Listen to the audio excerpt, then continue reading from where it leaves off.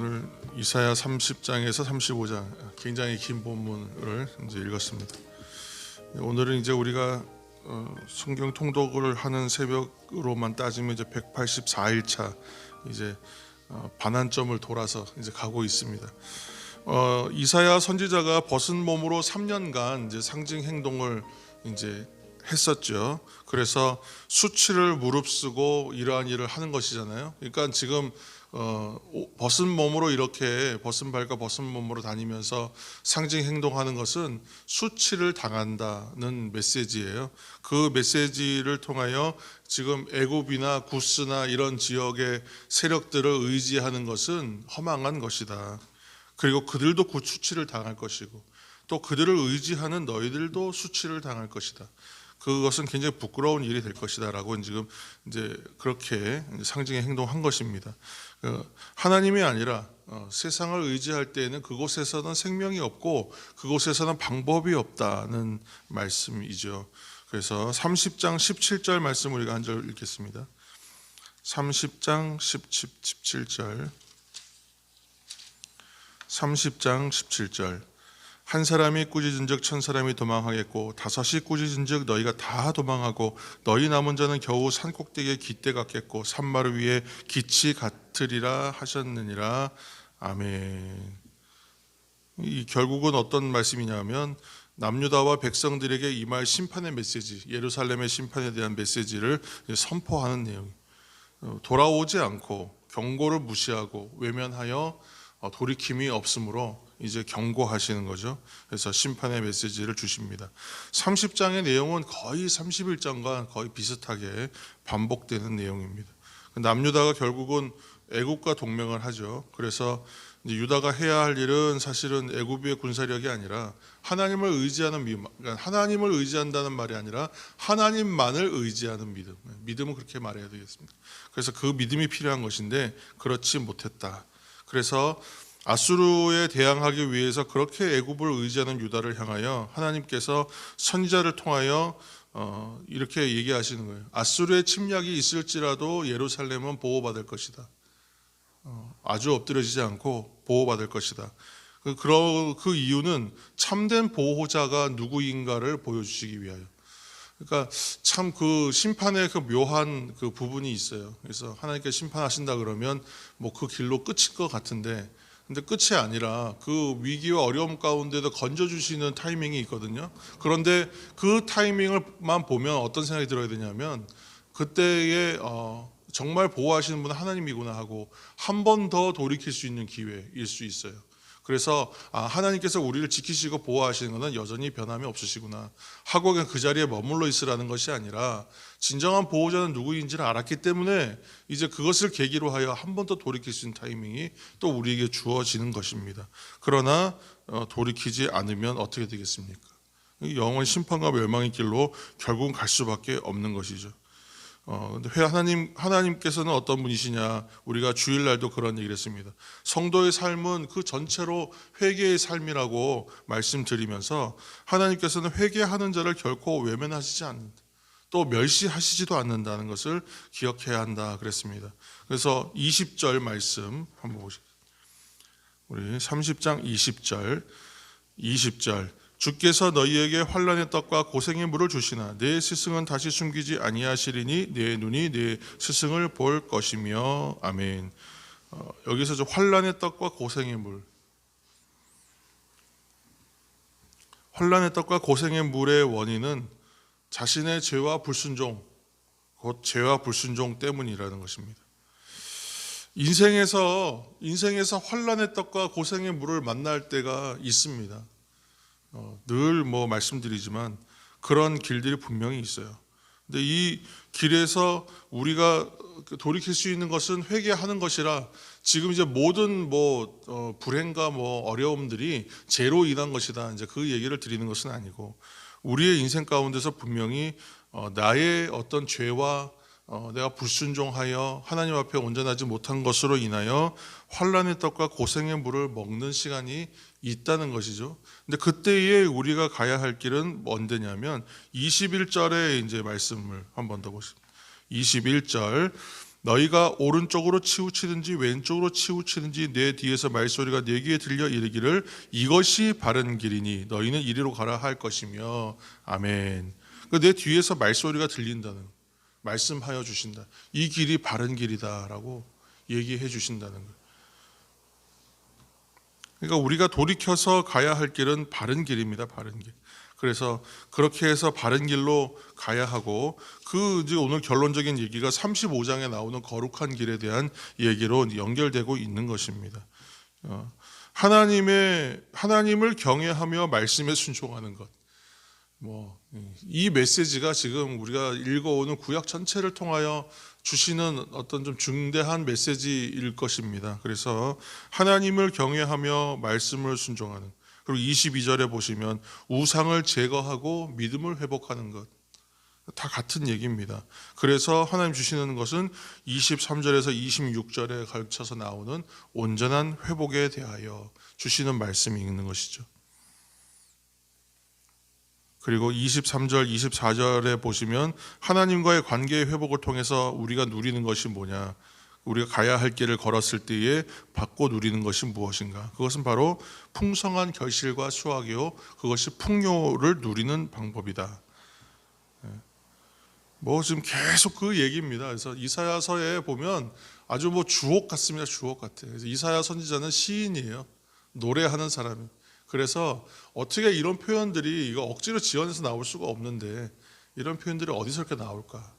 뒤에 가서 이제 40장에서 66장 뒤쪽으로 가시면 계속 이제 막 노래들이잖아요, 전부. 그래서 구원의 노래들을 보시면 정말 다 정말 주옥 같은 이야기들이 나옵니다. 하나님께서는 그 길을 온전히 곧 하나님의 하를 경외하며 말씀에 순종하여, 또한 때로는 자기에게 있는 우상, 곧 하나님 아닌 것을 제거하면서 온전히 믿음을 회복하는 그 사람, 온전한 회복에 처해지는 그 사람들에게는 분명히 대적을 물리치게 하시고 풍성한 결실과 수확을 얻는 풍요를 누리게 할 것이고, 그 26절의 말씀처럼 어둠이 아닌 완전한 광명으로 비추실 것이다. 그렇게 이제 말씀하시는 것이죠. 이런 돌이킴에는 온전한 회복이 있다는 것을 오늘 이 새벽 기억하시는 새벽의 성도들이 다 되시기를 예수님의 이름으로 축원합니다. 32장 이제 15절 이렇게 보시면 15절에 특별히 영을 부어 주신다, 영을 부어 주신다 이렇게 얘기하잖아요. 성령을 부어 주시는 것과 이제 같이 해석할 수 있는데, 이 그러면 성령을 부어 주신다. 15절에 보시면 영을 부어 주신다. 그러면 그 영의 부으심, 꼭 성령의 임재로 회복될 땅에는 16절 말씀에 보시면 공의와 정의가 충만하게 된다.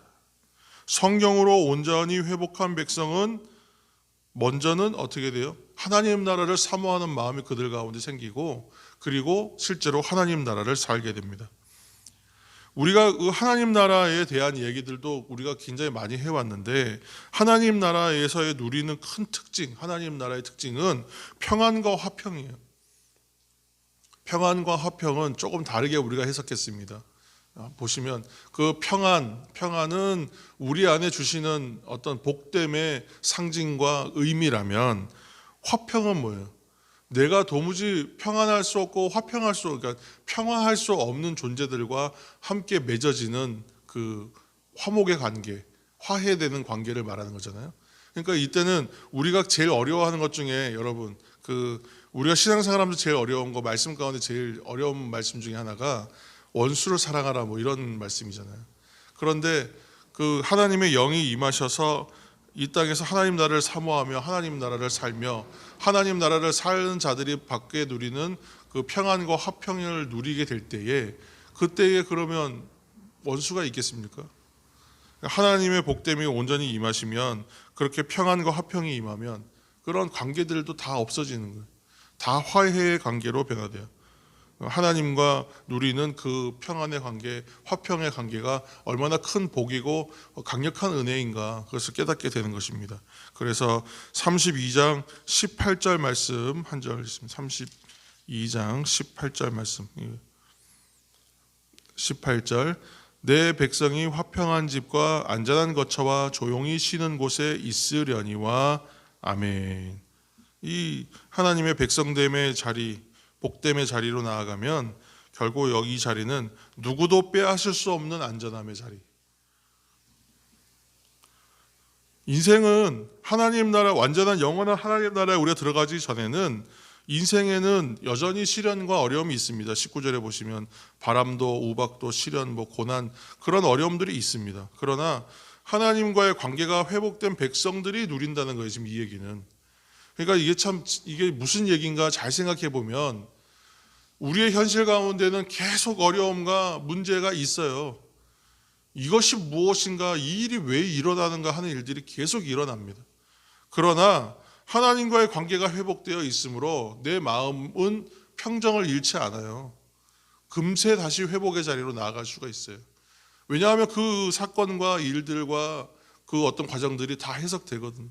그래서 그 안에서 오히려 하나님께서 그 마음들을 붙잡아 주시기 때문에 우리는 그 안에서 평안과 화평을 누릴 수 있다는 거예요. 그래서 그렇게 하나님과의 관계가 회복된 백성들은 그러한 복이 있다.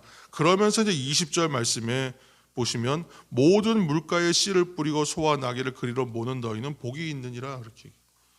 이거 지금 시편 1편에 나오는 그 복된 자, 그 복된 인생에 대한 이야기와 아주 흡사합니다. 물가에 심어진 나무와 같이 물가에서 풍성한 공급하심을 누리게 될 것이다. 네, 하나님의 말씀은 지금 심판을 앞두고 있는 백성들에게 이 이야기들이 그 귀에 들어가지가 않아요. 안타까운 것은 아무리 하나님께서 그런 것으로 회복시키실 것이고 회개하는 자에게 길을 다시 열어주실 것이고 그리고 하나님과의 관계가 회복된 안에서 사는 사람은 하나님 나라를 누릴 것이며 그 나라는 이렇게 참 복된 길이고 거룩한 길이고 아름다운 길이다라고 안전한 곳이다. 세상에서 빼앗길 수 없는 그러한 평안함이 있다라고 얘기해도 백성들이 돌이키질 않습니다. 그만큼 참 어렵습니다. 인생에서 우리에게 주고 있는 그러한 메시지들로 우리 눈이 가려져 있고 생각이 가려져 있을 때는 하나님 앞으로 나아가기 참 어렵습니다. 그래서 하나님께서 이 오늘 그 말씀 가운데 주셨던 것처럼 32장 15절의 말씀, 하나님의 영을 부어주심이 우리에게 필요하다. 저는 그렇게 오늘 말씀 가운데 발견했습니다. 그래서 오늘도 함께 이 말씀들을 기억하시면서 함께 기도하실 때에 하나님께서 우리에게도 새 영을 부어주셔서 가리워져 있는 눈들이 다 열리게 하시고 닫혀져 있는 눈이 열리게 하시고 우리의 입술에서 나오는 말과 우리 삶에서 나오는 삶의 어떤 향기들이 그 가리워진 눈과 닫혀진 어떤 귀를 가지고 있는 사람들을 향해서 그러한 은혜의 전달자, 복음의 전달자로 살 수 있도록 하나님 도와주옵소서. 아직도 깨닫지 못하는 사람들을 향하여 나아가는 화해의 대사가 될 수 있도록 우리를 주장하여 주옵소서. 함께 이렇게 기도하면서 말씀을 생각하면서 기도하면 좋겠습니다. 함께 기도하며 나아갈 때에 말씀을 생각하시면서 기도하시고 또 이제 오늘은 이제 환우들을 위해서 함께 중보하실 때에 지금 최문규 집사님이 발을 심하게 다치셔서 이제 어저께 병원에 입원해서 이제 수술을 하셨고 그 발등에 있는 그 인대를 다쳐서 인대 접합 수술을 하셨습니다. 그래서 한 2주 정도, 최소한 2주 정도 병원에 입원하시고 완전히 회복되시려면 한 6주 정도 시간이 걸릴 거다. 일단 그렇게 말씀을 들었습니다. 그래서 일단 위에서 함께 기도해 주시고 속히 회복하실 수 있도록, 다행히 신경은 다치지 않으셨다고 말씀을 들었습니다만 좀 많이 지금 이제 이번 한 주간은 굉장히 통증도 심하고 상처가 아물기까지 시간이 좀 걸립니다. 그래서 함께 기도해 주시길 바랍니다. 함께 이 시간 위에서 기도하시면서 또 이경수 권사님, 또 우리 여지원 청년, 우리 한우들을 생각하시면서 함께 기도해 주시고, 우리 박예자 집사님 이제 계속 이제 교회에 이제 오시고 싶다고 얘기하는데 조금 더 상황과 여건이 잘 정리돼서 이제 가까운 시일 내에 함께 와서 예배할 수 있도록 그 심령을 붙들어 주옵소서. 육신을 강건케 하여 주옵소서. 위하여 함께 두루 중보하며 기도해 주시기 바랍니다. 함께 이 시간 기도하며 나아가겠습니다.